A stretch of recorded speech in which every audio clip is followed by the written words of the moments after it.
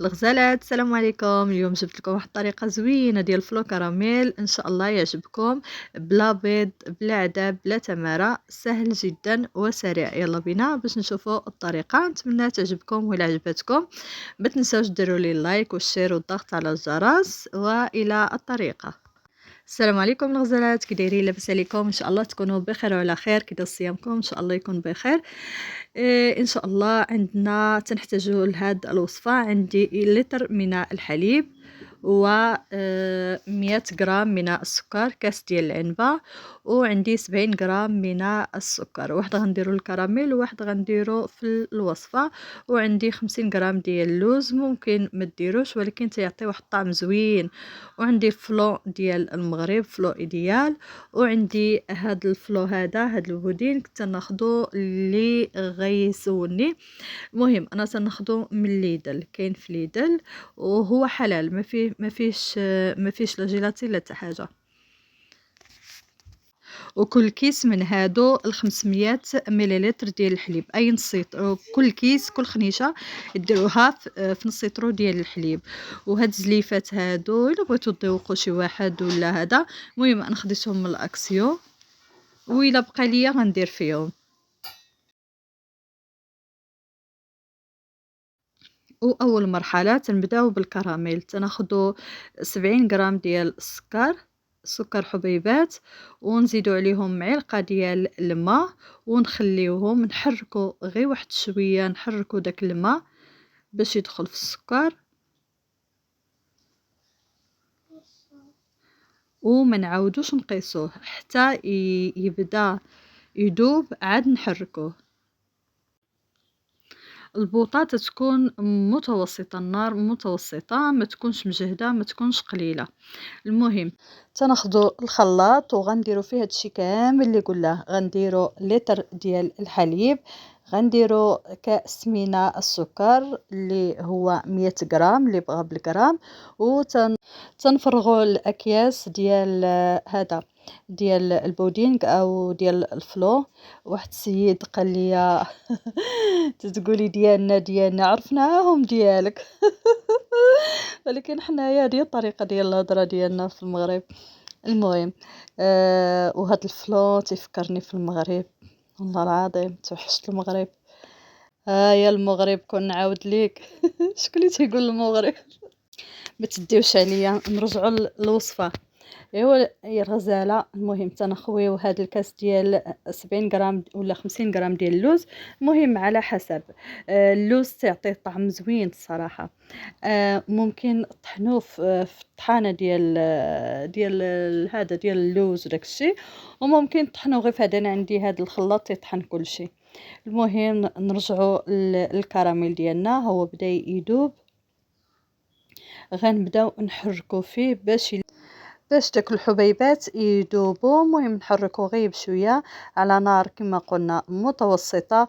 وعندكم يتحرق لكم، الا تحرق لكم ما ديروش في الوصفه نهائيا، غير تشموا ريحته بلا تحرق عرفتي تيخسر الوصفه كلها.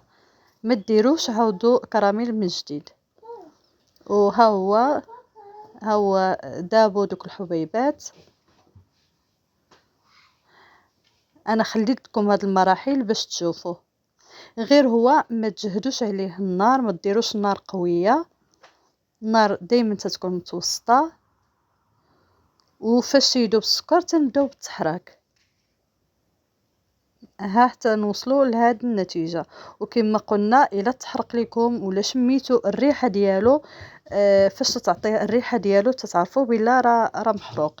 الا تحرق كما قلنا ما ديروش. صافي، هذه هي القوام اللي بغينا. غادي نطفيو النار ونصبوه في المول ديالنا. المول اللي عندكم والشكل اللي عجبكم. انا هذا تيجيني سهل في التقطاع. وغندير شويه ديال الكراميل حتى هنايا.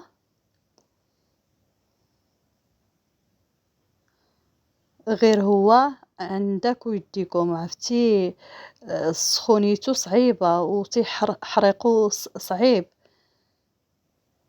الحذر ثم الحذر. ايوا يا الغزالة، نمشيو ناخدو واحد الكاسرونة ونصبو فيها الخليط، داك الخليط اللي طحناه.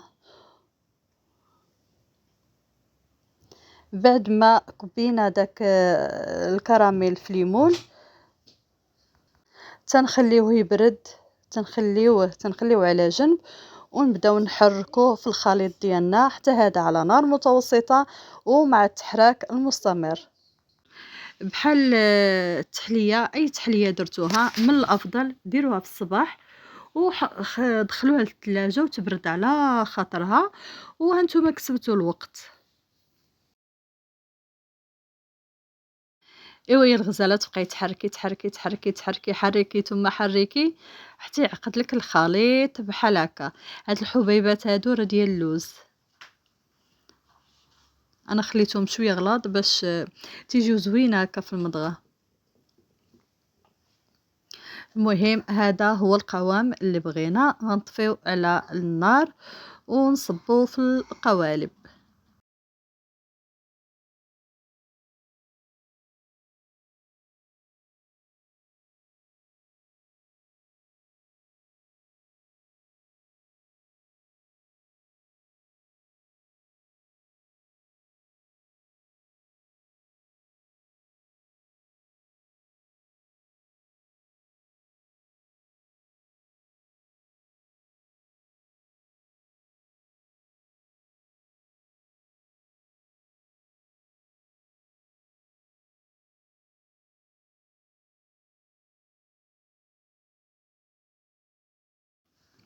فاش نصبو الخليط ديالنا ما ندخلوش ديريكت للثلاجة، غنخليوه حتى ياخد الدرجة ديال الغرفة ديالنا وعاد نديروه في الثلاجة. انا درتو في الصباح ودابا العشية تكون شي 3 السوايع ولا 4 السوايع بحال هكا، وها هي النتيجة.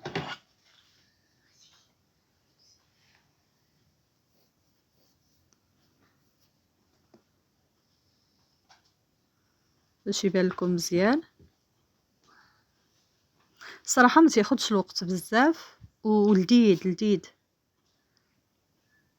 كاين واحد الفلو ديال اسبانيا حتى هو واعر غزال، الا لقيتو هذاك عاد حسن وحسن من هذا البودينغ، ولكن في الاخر نفس النتيجة. وذوقوا باش ما بغيتو. انا درت واحد شوية ديال اللوز مهرمش، وغادي نحط في الجوانب القليل من الفواكه.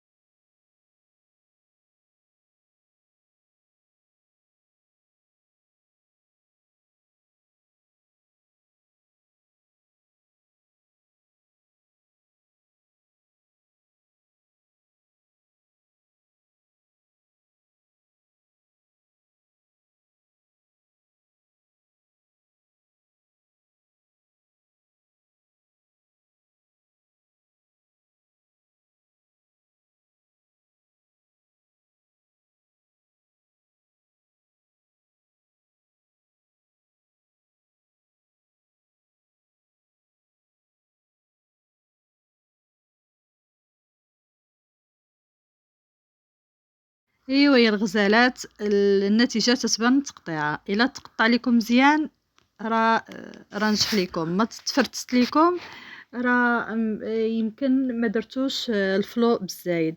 على العموم هو تيصدق، ما زعما نتيجته مضمونة ولذيذ. ان شاء الله تجربوه ويعجبكم وتردوا عليا. ما تنسونيش باللايك والشير والضغط على الجرس. شكرا جزيلا والى اللقاء، مع السلامة.